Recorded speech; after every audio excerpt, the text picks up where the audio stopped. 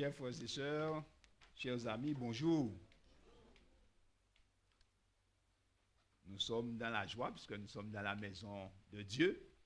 Et puisque aujourd'hui c'est le sabbat, nous sommes dans la vérité puisque nous sommes dans l'obéissance au commandement de Dieu. Alors, juste une annonce avant de débuter notre sujet. Demain matin, comme d'habitude, c'est le deuxième dimanche du mois, à 5h30, nous aurons la réunion de prière.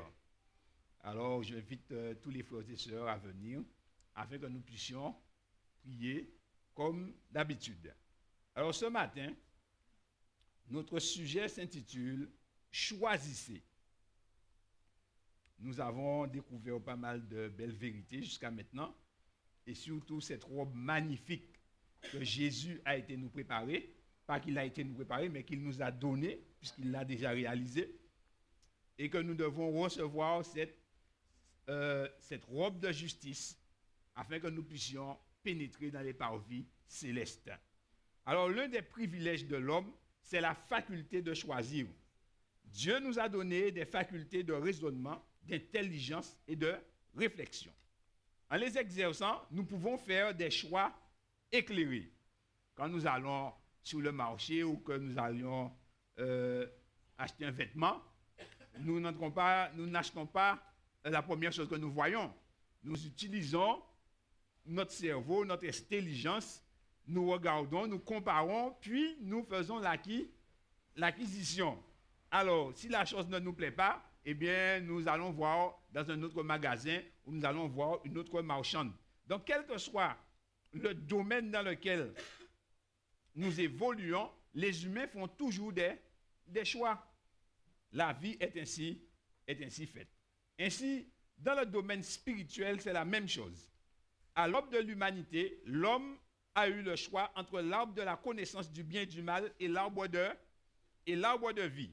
L'un symbolisant l'obéissance volontaire au commandement de Dieu et l'autre la désobéissance volontaire. Car il leur fut dit, le jour où tu en mangeras, tu mourras. Donc, ils étaient éclairés sur les conséquences de ce choix si jamais ils choisissaient l'arbre de la connaissance du bien et du mal. Et s'ils choisissaient l'arbre de vie, eh bien, comme ils en mangeaient déjà, eh bien, la vie allait continuer sans fin pour Adam et pour Ève et pour tous leurs descendants. Au temps de Josué, qui succéda à Moïse, il fut dit au peuple d'Israël, choisissez aujourd'hui qui vous voulez servir, ou bien les dieux des Amoréens de l'autre côté du fleuve et le Dieu des Égyptiens, ou bien l'Éternel. Mais il faut faire un choix entre les deux. On ne peut pas servir les deux à la fois. Au temps du prophète Élie, le prophète s'adressa au peuple et l'exhorta ainsi à faire un choix entre Dieu et Baal. Baal, c'était une idole représentée par un pieu, on appelle ça un pieu sacré, Dieu de la fécondité.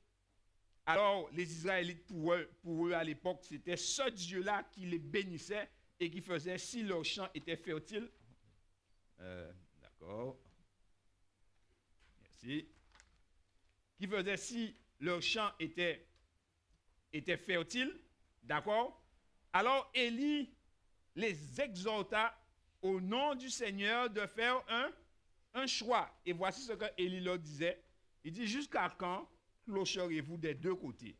Si l'Éternel est Dieu, allez après lui. Si c'est Baal, eh bien, allez après lui. Donc, si ils choisissaient Baal, eh bien, Baal serait leur Dieu et Dieu serait au clair avec eux. Mais Dieu veut que nous fassions un choix afin que nous soyons au clair avec nous-mêmes et au clair avec Dieu. La possibilité d'avoir un choix entre deux choses signifie que nous ne pouvons pas avoir les deux choses en même temps. Quand un chasseur va à la chasse et qu'il voit deux gibiers, il faut qu'il en choisisse un. D'accord? Il faut qu'il en choisisse un parce qu'il ne pourra pas tirer sur les deux en même temps. il faut choisir un. On ne peut pas avoir le beurre et l'argent du beurre. C'est bien connu. Eh bien, beaucoup de personnes voudraient avoir les deux. Désolé, ce n'est pas possible. C'est soit l'un, soit l'autre. Au temps de la fin, donc de nos jours, aujourd'hui, et nous voyons de nos yeux que c'est la fin, nous avons aussi un choix à faire. Comme ces hommes dans le passé ont eu un choix à faire, nous aujourd'hui, nous avons aussi un choix à faire. Quel choix avons-nous? Nous avons un choix à faire entre l'obéissance et la désobéissance, entre la vérité et l'erreur, entre la robe de justice que Jésus nous offre et le vêtement souillé du péché. Nous avons un choix à faire entre deux chefs. Nous avons un choix à faire entre deux maîtres. Jésus a dit, nul ne peut servir deux maîtres. Il faut choisir un maître. Et attention, dans ce domaine, ne pas choisir, c'est choisir. Parce qu'il y a ceux qui disent, je ne choisis pas. Donc comme je n'ai pas choisi, Jésus, non, ne pas choisir, c'est déjà choisir. Donc tout le monde, petits et grands, riches et pauvres, libres et esclaves, doivent faire nécessairement un choix. Il faut choisir entre deux maîtres. Il n'y a pas trois. Alors, qui sont-ils? Eh bien, le premier se nomme Christ. Et le deuxième se nomme Satan. Que propose-t-il? Déjà, en disant Christ, on pourrait dire waouh. Et en disant Satan, immédiatement, toutes sortes d'images viennent dans notre tête. Et généralement, les gens voient Satan comme étant, comme dit Jean-Pierre, dit ça souvent, Bougafouche-là. Mais les amis, il n'a pas de fouche. Et c'est là qu'il nous double. Nous croyons qu'il a une fouche et qu'il est hideux, qu'il est laid. Non, il n'a pas de fouche. Et s'il venait ici, il serait le plus bel homme que vous ayez jamais vu. Et c'est là, chers amis, en projetant dans l'esprit des hommes des images déformées, des images monstrueuses, Satan détourne l'attention des hommes parce que comme on l'attend en monstre, eh bien, il ne vient pas sous l'apparence de monstre. Adam et Ève attendaient de voir un ange aux ailes déployées qui arrivait près de l'arbre de la connaissance du bien et du mal. Mais ils ont vu un serpent qui parlait et cela les a intrigués et ils ont été piégés. C'est des trucs informatifs. Qu'est-ce qu'on voit? Pas vrai. Là où tu l'attends, ce n'est pas comme ça qu'il vient. Et quand tu crois connaître, eh bien, tu te fais avoir rapidement par le malin. Donc, retirons dans notre esprit l'image de Satan avec une grande fourche et une grande queue. Ce n'est pas ça, Satan. Il ne faut pas se faire piéger. Alors, il faut savoir, que propose-t-il? Que propose Jésus? Que propose Satan? Pour faire un choix éclairé, il est nécessaire que le programme de chacun soit exposé à la lumière. Ah oui. Si chacun propose quelque chose, eh bien, nous devons exposer les choses à la lumière. Qui sont-ils? Qu'est-ce qu'ils font? Afin que notre choix soit un choix éclairé. Premièrement, Christ. Christ, il est divin. Dans Jean 1, verset 1, alors je vais suivre sur le panneau. Jean 1, verset 1, il est dit, au commencement était la parole, et la parole était avec Dieu, et la parole était Dieu. Quelle est cette parole? Verset 14. Et la parole a été faite chair, et elle a habité parmi nous, pleine de grâce et de vérité. Notez ces deux choses, grâce et vérité. Ça se trouve en Jésus. Et nous avons contemplé sa gloire, une gloire comme la gloire du Fils unique venu du Père. Donc, la parole qui a été faite chair, eh bien, c'est Christ. Et Christ lui-même est Dieu, car il est dit au commencement, la parole était avec Dieu et la parole était Dieu.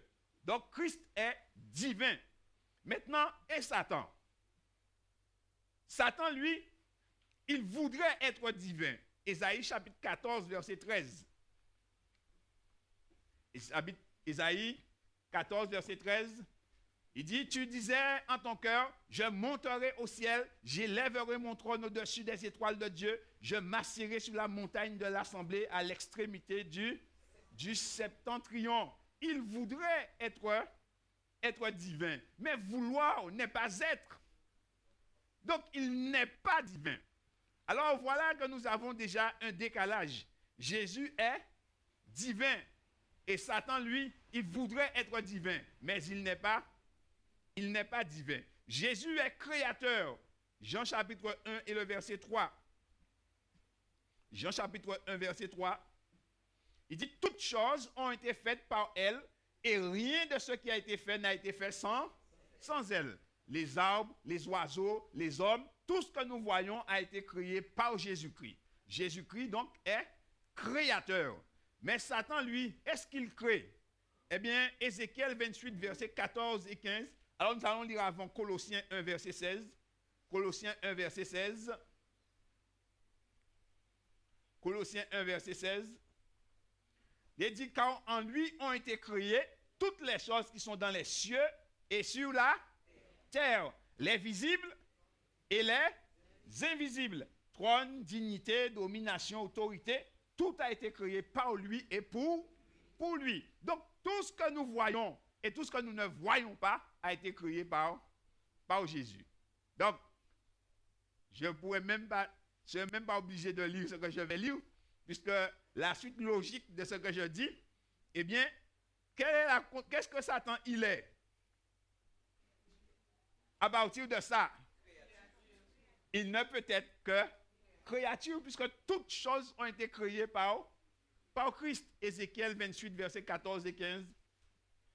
Il est dit, tu étais un chérubin protecteur aux ailes déployées. Je t'avais placé et tu étais sous la sainte montagne de Dieu. Tu marchais au milieu des pierres étincelantes. Regardez. Reviens, Scotty, s'il te plaît. Il dit, tu étais un chérubin protecteur aux ailes déployées. Donc, Satan n'est pas un ange ordinaire. C'est un chérubin. Les chérubins, c'est le plus haut niveau d'ange qu'il y a dans le ciel. Et donc, il se tient tout près de Dieu. Mais il n'est pas Dieu. Être tout près n'est pas dedans. Il est tout près de Dieu. Les ailes déployées, c'est qu'il a une grande puissance. Ce n'est pas un ange ordinaire. Il a une grande intelligence, une grande puissance. Mais regardez, avec toute sa grande puissance, toute son intelligence, Jésus dit, je t'avais placé. C'est moi qui t'avais donné ta place. Ce n'est pas lui qui prenait la place, c'est Christ qui l'avait placé. Et où est-ce qu'il était? En compagnie de Dieu. Tu étais sur la sainte montagne de Dieu. Tu marchais au milieu des pierres étincelantes. On continue, Scotty, s'il te plaît. Et regardez ce qui s'est passé. Tu as été intègre dans tes voies depuis le jour où tu fus créé, jusqu'à celui où l'iniquité a été trouvée chez toi. Vous vous rappelez ce que nous avons lu, ce que nous avons étudié hier soir? Ceux qui vont arriver à la porte du ciel, qui vont se faire refouler. Pourquoi? À cause de l'iniquité. Et où se trouve l'iniquité? Dans l'ange rebelle. Dans l'ange qui a trahi. Donc, chers amis, il ne faut pas prendre à la légère la parole de Dieu, puisqu'il est dit que la robe doit être conforme à celle de Jésus. Et si l'iniquité est trouvée chez nous, eh bien, nous ne pourrons pas entrer dans le royaume de Dieu. C'est ce que dit la parole de Dieu. Alors, Satan, donc, est une créature et Jésus est son créateur. Alors, cet ange, maintenant, Jésus, lui, on va voir dans le domaine de la puissance. Matthieu 28, verset 18. Jésus s'étant approché leur parole ainsi, tout pouvoir m'a été donné dans le ciel et sur la. Jésus est comment? Il est tout puissant. Il est tout puissant dans le ciel et sur la terre. Alors, et son opposant, qu'est-ce qu'il propose? Alors, 1 Thessaloniciens 2, versets 9 et 10, parce que lui aussi, il a ses arguments. 1 Thessaloniciens Ah, c'est 2 Thessaloniciens Scotty. Si je t'ai trompé, c'est 2 Thessaloniciens 2, versets 9 à 10. Il est dit, l'apparition de cet impie se fera par la puissance de Satan, avec toutes sortes de miracles, de signes et de prodiges mensongers. Et avec toutes les séductions de quoi? Retenez, avec toutes les séductions de l'iniquité. Pourquoi? Pour ceux qui périssent parce qu'ils n'ont pas reçu l'amour de la vérité pour être sauvés. Ils n'ont pas assez d'amour en eux pour aimer Jésus et sa vérité. Et alors, chers amis, eh bien, ils se livrent, ils vont tout naturellement du côté de Satan. Il est dit, avec toutes les séductions de l'iniquité. Ainsi, le démon peut développer une puissance. Est-ce que tu peux revenir au verset précédent, s'il te plaît? Il dit l'apparition de l'impie. Satan ne se fait pas adorer directement, mais il passe par des intermédiaires. Et alors, il manifeste à travers eux sa puissance. Parce qu'il a une puissance. Et qu'est-ce que sa puissance peut faire? Toutes sortes de miracles. Hier soir, nous disions ça, peut-être les gens pensaient que nous plaisantions. Satan fait des miracles et les gens oublient ça. Il fait des signes et les gens oublient ça. Il fait des prodiges et les gens oublient ça. Mais remarquez, des miracles, des signes, des prodiges, mensonges. Parce qu'il faut qu'il y ait un mensonge dedans, sinon ça devient la vérité. Si il dit la vérité, il travaille contre son camp. Mais il faut qu'il mette un mensonge dedans. Et quand il a mis le mensonge dedans, eh bien tu es dans l'iniquité. Il te donne 99% de vérité, 1% de mensonge. L'iniquité chez toi. Ta robe est trouée et tu es en difficulté. Donc, voilà ce que le malin propose. Donc, Jésus est tout puissant, mais lui aussi, il développe une puissance sur la terre. Et cela doit nous emmener à la vigilance. Parce que certaines personnes, dès qu'ils voient le merveilleux, ils disent c'est Dieu qui travaille. Attention. Attention. Chaque père a son bras puissant. Et les deux travaillent. Alors, Jésus est le chef des anges fidèles. Apocalypse 12 et le verset 7. Il est dit, il y eut guerre dans le ciel. Les deux chefs se sont battus. Michel et ses anges. Là, on a Michel ou Michael. C'est une traduction de l'hébreu. Eh bien, Michel en hébreu, c'est Michael. C'est une question. Qui est semblable à Dieu? Rappelez-vous que Satan disait, je serai semblable au... Eh bien, celui qui le combat, Jésus prend ce nom pour le combattre. Qui est semblable à Dieu? Alors, il combattit contre le dragon. Remarquez, il n'est plus présenté comme un ange de lumière, mais comme un dragon, parce qu'il s'est révolté. Il dit, et le dragon et ses anges combattirent. Et si on poursuit, ils ne furent pas les plus forts, ils ont perdu le combat. Alors, Satan, tout naturellement, est appelé le chef des anges rebelles. Apocalypse 12, verset 4. Il dit sa queue, le dragon, la queue du dragon, entraînait le tiers des étoiles du ciel et les jetait sur la terre. Le dragon se tint devant la femme qui est l'Église qui allait enfanter afin de dévorer son enfant lorsqu'elle aurait enfanté. Donc c'est toujours Satan qui poursuivait Jésus lors de son incarnation. Mais la queue du démon a emmené le tiers des anges avec lui. Les étoiles ici, ce sont les anges. Donc, le tiers des anges. Combien d'anges qui ont suivi Satan dans sa révolte? On ne sait pas. Une seule chose, la Bible dit, c'est le tiers des anges. Mais dans un seul homme, on a trouvé 6000 démons. Alors, à combien ils sont sur la terre? Au moins, je sais qu'il y a au moins un démon pour chacun d'entre nous ici. Peut-être que nous prenons ça à la légère, mais dès notre naissance, à côté de notre berceau, ils sont déjà là. Et c'est pourquoi David dit, les méchants s'égarent dès le sortir du ventre de leur mère. Et je me rappelle, il y avait un papa qui aimait tellement l'argent, il avait enfanté, enfin il n'avait pas enfanté, c'est son épouse, mais il avait livré deux de ses enfants pour avoir de l'argent. Et il les a livrés dès la conception, c'était de la magie. Et les enfants sont nés avec un S sur eux, dans leur dos. Et dès qu'on commençait les prières, les enfants commençaient à faire comme les serpents. Voyez, Satan réclamait son dû. C'est ce qu'il voulait. Ainsi, chers amis, on se rend bien compte que les démons sont sur la terre. Ce sont des anges déchus, ce sont des anges en rébellion contre Dieu. Et leur chef, c'est Satan. Mais ils ont perdu dans le ciel le combat. Alors, puisqu'ils étaient sur la terre et qu'ils étaient en train de nous malmener, alors Christ va venir, il va descendre pour venir nous secourir. Et on voit que Christ va s'abaisser. Philippiens 2, versets 5 à 7. Philippiens 2, versets 5 à 7. Il dit, ayez en vous les sentiments qui étaient en Jésus-Christ. Continuons. Lequel, existant en forme de Dieu, parce qu'avant que Jésus devienne homme, il n'était pas homme, hein? Il était Dieu. En forme de Dieu, n'a point regardé comme une proie à arracher d'être égal avec Dieu. Jésus va laisser son égalité avec Dieu pour venir nous secourir.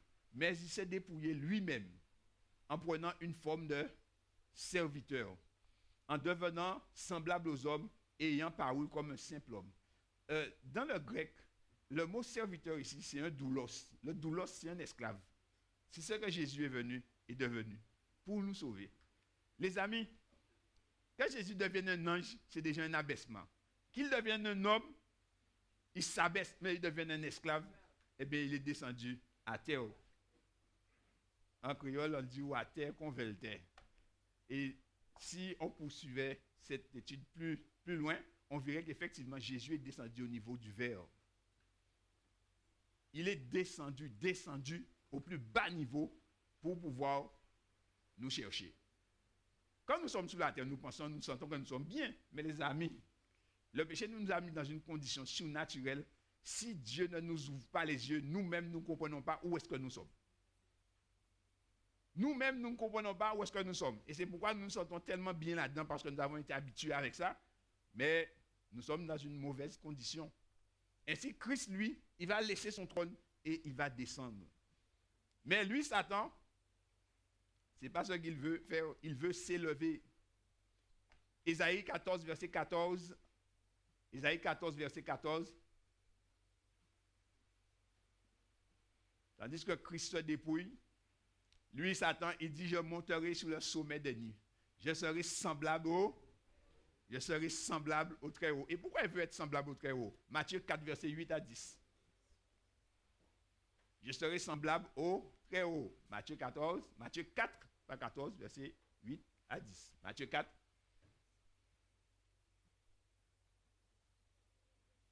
Alors, il est dit, le diable le transporta encore sur une montagne très élevée. Alors, le diable le transporta. Le là, c'est Jésus, hein, qu'il va transporter. Il transporte son Créateur sur une montagne très élevée. Lui montra tous les royaumes du monde et leur gloire. Pourquoi? Et lui dit, je te donnerai toutes ces choses si tu te prosternes et m'adores. Satan veut s'élever. Il veut être semblable au Très-Haut parce qu'il veut qu'on l'adore. Il veut qu'on l'adore. Et qu'est-ce que Jésus va lui dire en signe d'adoration? Jésus lui dit, retire-toi Satan, car il est écrit, tu adoreras le Seigneur ton Dieu et tu le serviras lui seul. Là, il est obligé de se retirer. Il ne peut pas résister à ce commandement qui lui est donné. Il est obligé de se retirer. Retire-toi car il est écrit. Et c'est ce que Jésus lui dit. Et, chers amis, l'adoration revient à Dieu seul. Mais Satan réclame aussi une adoration. Jésus est le prince de la vie. Prince de la vie et de la vérité. Jean 14, verset 6. Un texte que nous connaissons certainement. Jean 14, verset 6, nous le verrons à l'écran. Jésus dit, je suis le chemin, la vérité et la vie. Nul ne vient au Père que par moi. Je suis le chemin, la vérité et la vie. Jésus insiste toujours sur la vérité. Alors, lui, Satan, qu'est-ce qu'il nous propose? Eh bien, il est l'auteur de la mort et du mensonge. Hébreux 2, verset 14.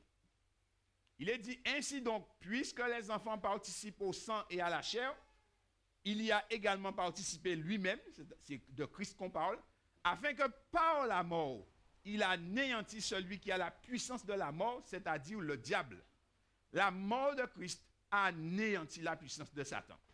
Parce que quand Christ est mort, l'univers entier a pu constater qui est Satan. Et le pouvoir qu'il avait, parce que comme jusqu'à maintenant, personne n'avait encore vécu sans péché, et donc personne ne pouvait lui échapper. Mais Christ a vécu sans péché. Et comme il a tué Christ, et bien quand Christ est remonté, eh bien Christ a pris les clés de la mort et du séjour des morts. Maintenant, les mains de Satan sont vides. Mais Satan, c'est un malin. Il vous fait croire qu'il a le pouvoir. Il y avait une course de vélo. Et Pauline et Molia. Vous vous souvenez de ça? Et Molia voulait gagner la course. Mais on est parti sur lui. Et il s'est retrouvé derrière. Et quand il s'est retrouvé derrière, il a dit, messieurs, il faut qu'il gagne cette course-là aujourd'hui. Parce que, comme il était assez vantard, il a dit, aujourd'hui, il gagne et il est derrière. Alors, il est parti à toute vitesse. Et il pédale, mais les autres sont loin devant. Et il a fini par remonter. Il voit les gars, il remonte. Et quand il arrive, mais dès qu'il arrive, normalement, quand il a fait tous ces efforts-là, il doit se mettre dans la roue pour se reposer. Mais dès qu'il arrive, il attaque, boum! Il déboîte sur la gauche et il attaque. Les gars répondent. Quand ils répondent, Molia attaque à nouveau. Et les gars disent, ouais, monsieur Molia, forme, je dis là. Et qu'est-ce que Molia va faire pour les achever? Il lâche le guidon de son vélo, il arrache des fleurs et sang, et il pédale devant eux. Les gars ont dit, mais c'est nous bien gagné Molia. Personne ne l'a attaqué. Et à un moment donné, il a placé un démarrage, personne n'a pu l'arrêter.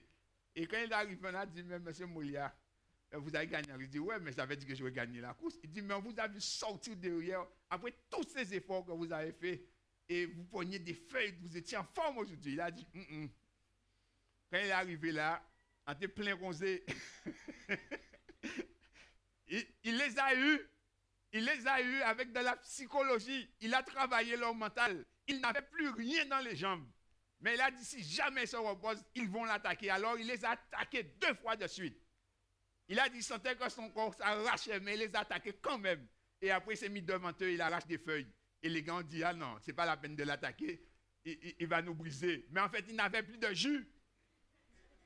Et comme les autres ne l'ont pas attaqué, il a refait son corps. Et quand il a refait son corps, il a attaqué. Et comme eux, et psychologiquement, ils étaient déjà abattus, eh bien, ils n'avaient pas la force d'aller le chercher. Vous voyez? Voilà ce que Satan nous fait aujourd'hui. Jésus a pillé sa maison. Jésus a vidé sa maison.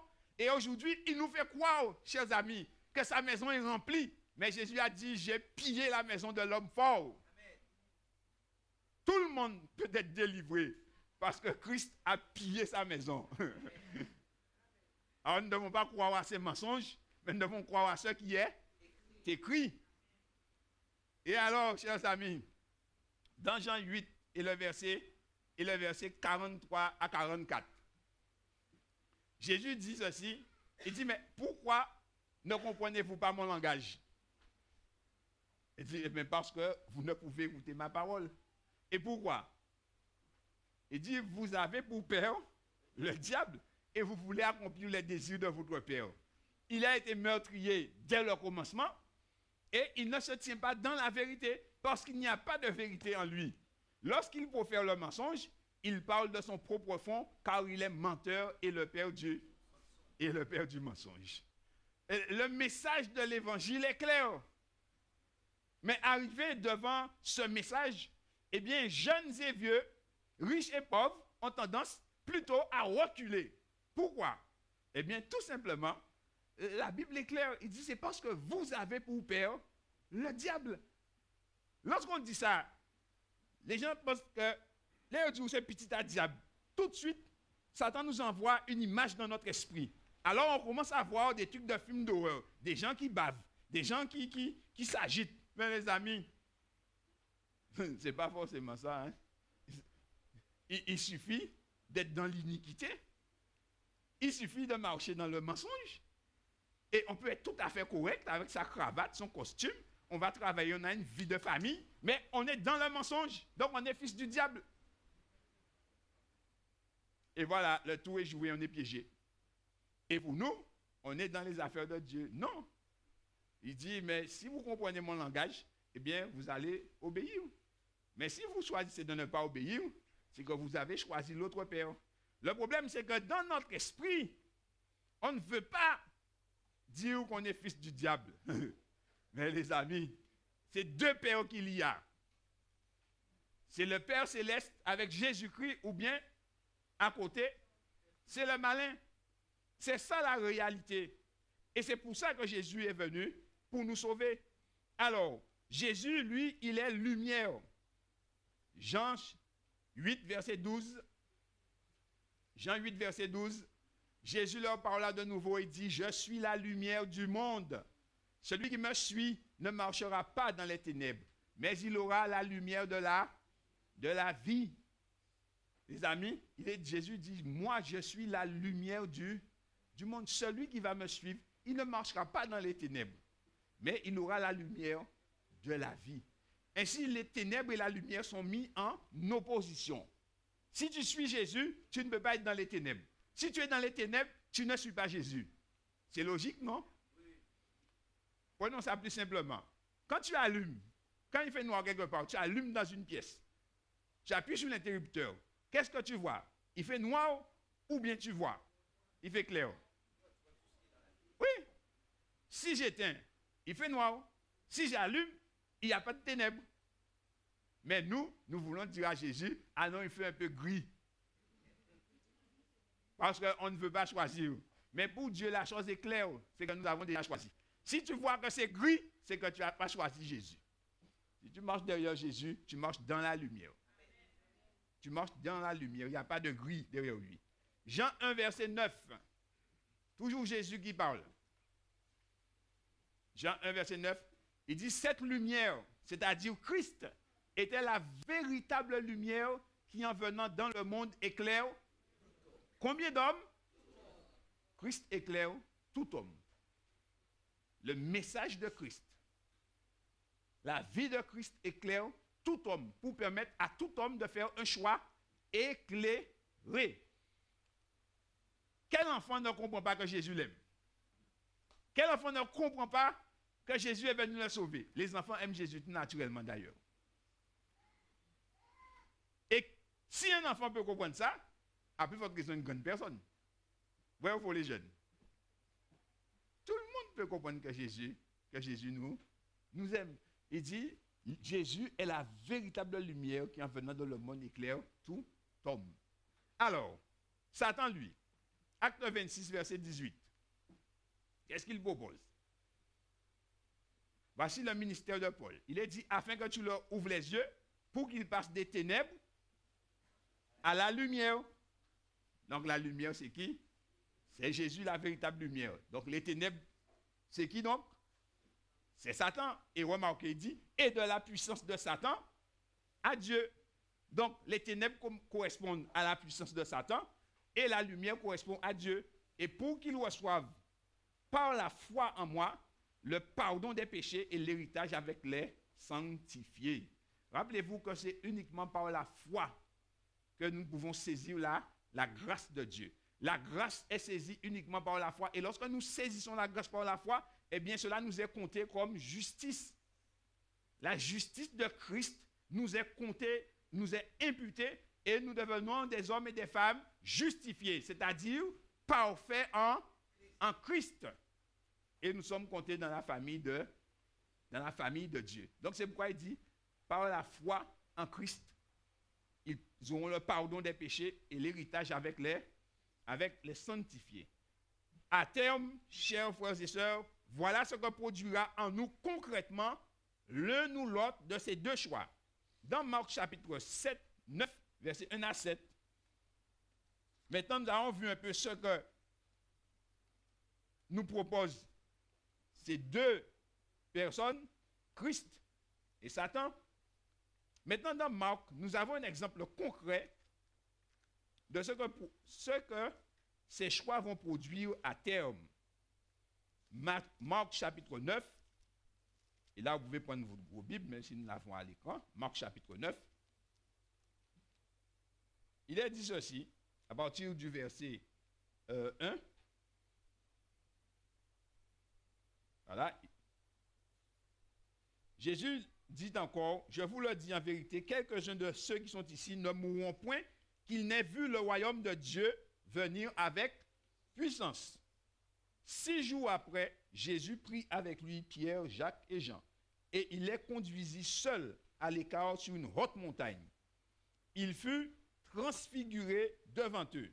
Ses vêtements devinrent resplendissants et d'une telle blancheur qu'il n'est pas de foulon sur la terre qui puisse blanchir ainsi.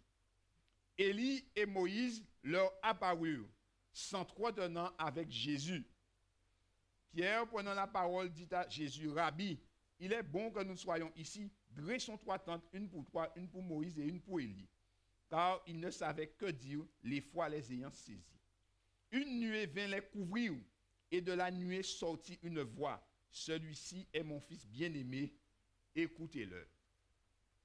Ici, nous voyons l'humanité. L'humanité en Christ. L'humanité élevée dans la famille divine, l'humanité obéissant à la parole de Dieu. Suivre Jésus nous emmènera sur les hauteurs spirituelles. Suivre Jésus nous emmènera à être transformés. Remarquez, Élie et Moïse sont les 2 représentants des hommes qui seront sauvés. Jésus, comme étant le chef du royaume, Élie, représentant de tous ceux qui seront dans le ciel sans passer par la mort, et Moïse, eh bien, comme représentant de ceux qui passeront par la mort avant que Jésus ne revienne. Ici, il voit le royaume de Dieu et comment Jésus a été changé. Eh bien, nous aussi, nous serons changés en la même image que Jésus. Et c'est ça le programme, c'est là que le programme de Jésus va nous emmener. Une transformation. Transformation de notre nature et transformation de notre corps par la suite. Voilà ce que Jésus propose comme programme. Mais c'est un programme qui nous emmène en haut. C'est un programme qui nous élève. Et remarquez, Marc dit Jésus les a emmenés sur une haute montagne. Pas sur une colline, sur une haute montagne. Donc, il faut gravir les sommets. Maintenant, que produira le programme de Satan si c'est lui que nous choisissons? Eh bien, nous lisons toujours dans Marc chapitre 9, à partir du verset 14. On va lire à partir du verset 17, nous allons gagner un peu de temps. Il est dit, et un homme, lorsqu'ils sont descendus de la montagne, et un homme de la foule lui répondit, Maître, j'ai emmené auprès de toi mon fils qui est possédé d'un esprit muet. En quelque lieu qu'il le saisisse, il le jette par terre. L'enfant écume, grince des dents et devient tout raide. J'ai prié tes disciples de chasser l'esprit et ils n'ont pas pu. Race incrédule, leur dit Jésus, jusqu'à quand serai-je avec vous? Jusqu'à quand vous supporterai-je? Amenez-le-moi. Et on le lui amena. Et aussitôt que l'enfant vit Jésus, l'esprit l'agita avec violence. Il tomba par terre et se roulait en écumant. Jésus demanda au Père, combien y a-t-il de temps que cela lui arrive? Écoutez la réponse du papa. Depuis son enfance, répondit-il. Depuis quand? Depuis son... Satan n'a pas de pitié pour personne. Que tu sois grand, que tu sois jeune, que tu sois vieux, que tu sois bébé, dès que Satan trouve l'occasion, il va te martyriser. Il va te martyriser. Donc, on ne doit pas prendre cette menace à la légère. Et alors, on voit que Jésus, il vient de communier et les disciples viennent de voir l'humanité élevée au plus haut degré. Et là, il voit l'humanité dans sa condition la pire. La pire. Et ce n'est pas un adulte, c'est un enfant. C'est pour montrer que nous sommes vraiment dans une situation difficile. Et les hommes ont essayé, puisque les disciples ont essayé, mais n'ont pas réussi.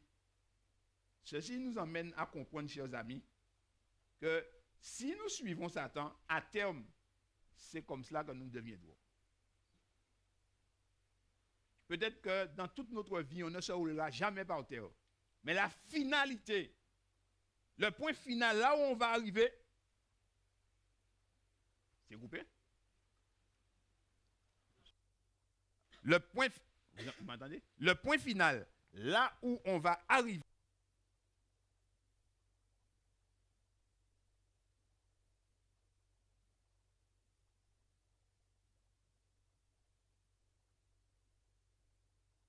le programme de Jésus est un programme de réhabilitation. Et le programme de Satan est un programme de sang. Jusqu'à ce que tu deviennes au point zéro. Maintenant, tu peux arriver au point zéro et tu meurs dans ton lit. Hein? Tu peux arriver au point zéro et ton compte en banque est blindé. Hein? Mais tu es au point zéro spirituel. Et pour Christ, eh bien, tu es parmi les perdus puisque tu n'as pas suivi la voie de Christ. Ainsi, Jésus demanda au Père, mais combien de temps que cela lui arrive? C'est bon? Je vais éteindre celui-là. Combien de temps que cela lui, c'est pas grave, lui arrive? Et le papa dit, et souvent l'esprit l'a jeté dans le feu et dans l'eau pour le faire périr.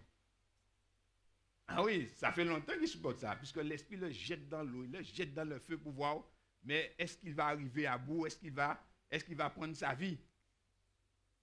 Et le papa dit, mais si tu peux quelque chose, viens à notre secours, aie compassion de nous. Il dit à Jésus, si tu peux faire quelque chose, parce que le papa aussi il souffre, c'est son fils. Et il commence à dire, est-ce que Jésus pourra faire quelque chose? Parce qu'il voit ça que c'est tellement dur. Les disciples même n'ont pas réussi. Et Jésus, qu'est-ce qu'il va faire? Jésus lui répondit, si tu peux. Là, Jésus dit, mais quand on va dire la même? Si tu peux, Jésus par là montre tout de suite que lui n'a pas de problème. Et Jésus dit, tout est possible à celui qui... Tout est possible à celui qui croit. Et aussitôt, le père de l'enfant s'écria, je crois, viens au secours de mon incrédulité. Les amis, si nous croyons en Christ, Christ peut nous relever. Quel que soit notre état, quelle que soit notre situation, Christ peut nous relever. Tout est possible à celui qui croit. Mais il faut croire. Et là, le papa, il sent qu'il a un doute en lui, donc il dit, viens au secours de mon incrédulité. Et qu'est-ce que Jésus va faire? Jésus, voyant accourir la foule, menaça l'esprit impur et lui dit, esprit muet et sourd, je te l'ordonne, sors de cet enfant et n'y rentre plus. Amen. Jésus démontre sa puissance sur les esprits.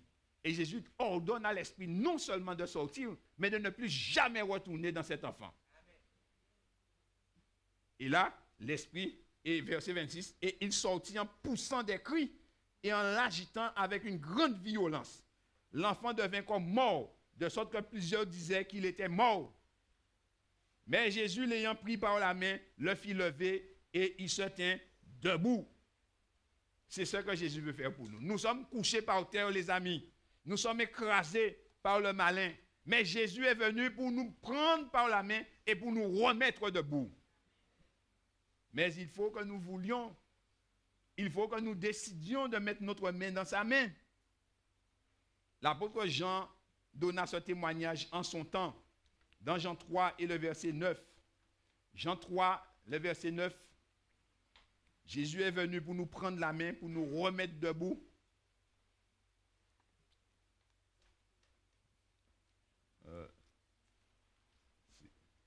C'est ça le texte, Côté?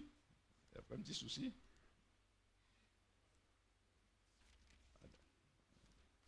Je cherche rapidement mon texte. Jean 3, verset. Non, mais c'est pas ça.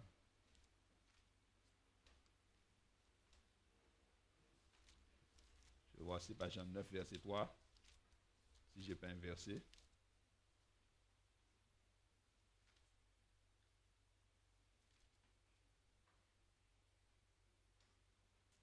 Non, c'est pas, je me suis trompé dans, ce n'est pas Jean 3, verset 9, mais le texte, je vais le citer de tête, puisque la référence n'est pas exacte, Jésus dit que, Jean dit, la lumière est venue parmi les hommes pour les éclairer. Mais les hommes ont préféré les ténèbres. Et pourquoi ils ont préféré les ténèbres? Parce que leurs œuvres étaient mauvaises. Leurs œuvres étaient mauvaises. Donc, chaque fois, en fait, que nous choisissons les ténèbres, c'est parce que nous ne voulons pas que nos œuvres soient éclairées. Nous ne voulons pas être éclairés. Ce n'est pas que nous ne comprenons pas la volonté de Dieu, puisque nous comprenons, mais nous préférons rester et pouvoir vivre notre vie comme nous voulons, loin de la face de Christ. C'est un choix alors, chers amis, que nous faisons de manière délibérée. Nous pouvons l'excuser, nous pouvons l'enjoliver, nous pouvons mettre un paquet de cadeaux dessus, mais en réalité, nous avons décidé, c'est Jean 3, 19, merci. Nous avons décidé, en fait, de suivre nos voies et de faire ce que nous voulons. Et ce jugement, c'est que la lumière étant venue dans le monde, les hommes ont préféré les ténèbres à la lumière parce que leurs œuvres étaient mauvaises. Ils ont compris, mais ils ne voulaient pas. Leur œuvre était une œuvre mauvaise.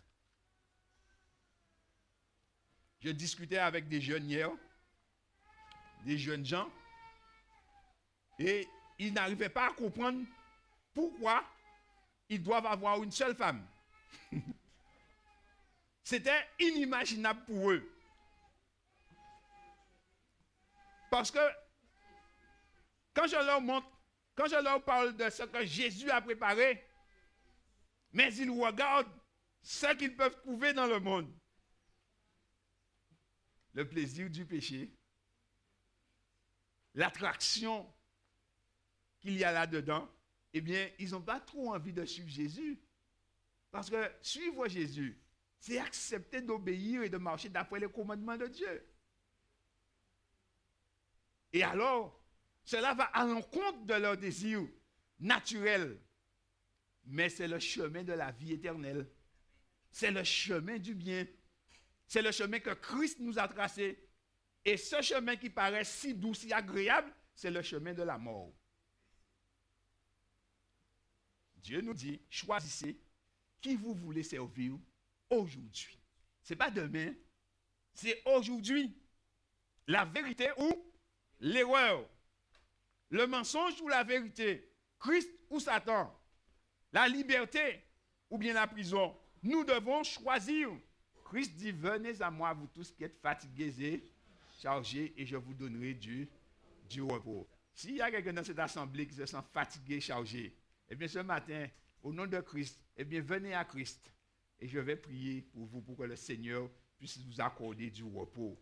Pour que ce choix de Christ puisse être un choix pour dire à l'univers aujourd'hui, je décide de choisir Christ. Aujourd'hui, je décide de marcher avec Christ. Parce que c'est lui qui est le chemin, la vérité et la vie. Est-ce qu'il y a quelqu'un dans cette assemblée, petits ou grands, qui voudrait venir et nous allons prier ensemble? Par contre, ne regardez pas votre voisin. C'est votre affaire entre Christ et vous. La lumière éclaire chacun. Et c'est chacun qui décide. Par contre, quand nous venons ici pour dire oui à la lumière, ça veut dire que nous disons non aux ténèbres. Et que ce n'est pas un choix d'un jour. En venant, nous décidons d'abandonner tout ce que nous faisons qui n'est pas en harmonie avec la volonté de Dieu. Nous purifions notre portable. Nous purifions notre ordinateur. Nous allons rayer ce que nous faisons. D'accord? Si nous avons 2 femmes, aujourd'hui, nous devons faire un choix entre un et nous marier si nous ne sommes pas mariés. Ça arrive puisque on m'expose le cas. Si nous avons 2 messieurs, nous devons choisir un monsieur. C'est un monsieur par personne et une dame par. C'est ce que Christ a dit.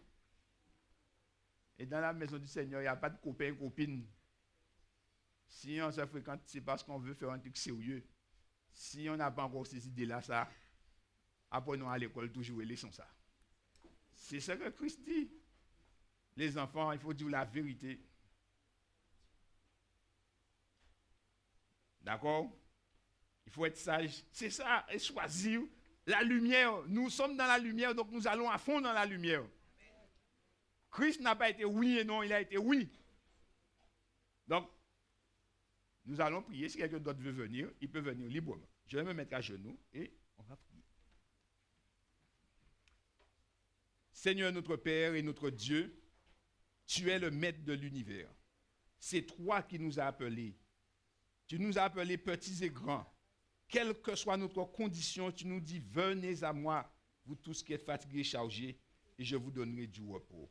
Seigneur, nous voulons que tu nous relèves, car comme tu as relevé cet enfant, relève-nous, Seigneur, afin de nous emmener avec toi sur la montagne de Sion et que nous soyons transformés à ton image. Seigneur éternel, notre Dieu, nous déposons entre tes mains nos fardeaux, nos péchés, Seigneur, tout ce qui nous alourdit. Mais en ce jour, nous te disons, Seigneur, nous voici, Seigneur, prends-nous tels que nous sommes et change nos cœurs. Prends-nous, Seigneur, tels que nous sommes et transforme-nous à ton image, selon ta ressemblance, Seigneur. Et délivre-nous, Père, de toute iniquité, de tout ce qui est contraire à toi. Tu as dit, tout est possible à celui qui croit. Seigneur, nous avons des choses qui nous lient. Nous avons des situations. Nous avons, Seigneur, toutes sortes de choses. Nous les déposons entre tes mains à cet instant. Et nous te demandons, Seigneur éternel, mon Dieu, de nous prendre comme ta propriété exclusive, Seigneur. Donne-nous la victoire, Seigneur, sur tout ce qui n'est pas de toi. Car tu as déjà remporté la victoire. Nous voulons placer notre vie entre tes mains. Et nous voulons, Seigneur, mon Dieu, nous tenir de ton côté. Mais nous savons, Seigneur, que Satan n'accepte pas cela. Alors donne-nous la force de résister à la tentation. Donne-nous la force, Seigneur éternel, mon Dieu, pour rester attaché à Jésus. Donne-nous la force, Seigneur éternel, d'aller jusqu'au bout avec toi, sachant que tu ne nous abandonneras pas en chemin, mais que tu nous accorderas le secours d'en haut. Seigneur, bénis tous ceux qui sont venus, Seigneur. Accorde-leur ta grâce miséricordieuse. Secoue-les, Seigneur, et rends-les plus que vainqueurs par ton Fils Jésus-Christ. Nous te prions aussi, Seigneur éternel, car il y a ceux aussi, Seigneur, qui voudraient venir, mais qui ont des situations. Seigneur éternel, nous déposons leurs situations entre tes mains, afin que toi-même, tu puisses briser toutes les chaînes pour eux, et que, Seigneur éternel, mon Dieu, ils puissent te suivre d'un cœur sincère. Seigneur, bénis cette église, et bénis tous ceux qui sont ici, ceux qui ont déjà emboîté le pas avec toi. Aide-les à persévérer, Seigneur, jusqu'au bout. Donne-nous la victoire, Seigneur, pour la gloire de ton nom, car nous t'appartenons à cause du sang que tu as versé pour chacun de nous. Seigneur, accorde-nous ta paix et ta grâce. Nous t'avons prié au nom de Jésus et pour ta gloire. Amen. Amen.